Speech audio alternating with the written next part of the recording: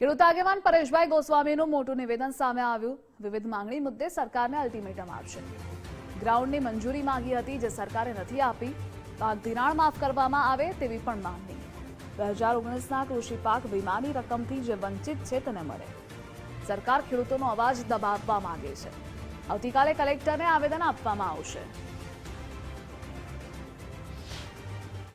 જેમાં આપણી ત્રણ મુખ્ય માંગો છે। ત્રણ મુખ્ય માંગોને લઈને આપણે અલ્ટિમેટમ આપવાનું છે। આમ જોવા જઈએ તો આપણે ઝાંસીની રાણી લક્ષ્મીબાઈની જે પ્રતિમા છે એની બાજુમાં આવેલું ગ્રાઉન્ડ એના માટેની પરમિશન માંગેલી હતી, પણ સરકારશ્રીએ કોઈને કોઈ બહાને એ ગ્રાઉન્ડની પરમિશન આપણે આપેલી નથી। એટલે સરકારશ્રી ક્યાંય ને ક્યાંય ખેડૂતોનો અવાજ દબાવવા માંગે છે, પણ આ ખેડૂતો છે એનો અવાજ દબાવવાનો નથી। ત્યારે આપણે જણાવી દઉં કે જે જૂનાગઢના પીઆઈ તરફથી આપણે માર્ગદર્શન આપવામાં આવ્યું છે કે આ ગ્રાઉન્ડ નહીં, પણ તમે ડાયરેક્ટ કલેક્ટર કચેરીએ પધારો ને ત્યાં એના ગ્રાઉન્ડની અંદર તમારે જે કાર્યક્રમ કરવો હોય તે કરો। એટલે જે જૂનાગઢના પીઆઈએ જે આપણે કીધું છે એ જ મુજબ, એના કહેવા મુજબ આપણે ચાલવું છે। આપણે ક્યાંય કાયદાનો ભંગ નથી કરવો અને આપણે જૂનાગઢ કલેક્ટર કચેરીના ગ્રાઉન્ડની અંદર આપણે આવતીકાલે બધા એકઠા થવાનું છે। ત્યારે હું દરેક ખેડૂત ભાઈને જણાવી દઉં કે આવતીકાલે 10 નવેમ્બર 2025 અને સોમવારે સવારે 9 વાગે બધા ખેડૂત ભાઈઓ છે એ કલેક્ટર કચેરીએ પધારો। ત્યાં આપણે મોટી સંખ્યામાં પધારો। આપણી જે ત્રણ માંગ છે, મુખ્ય માંગ છે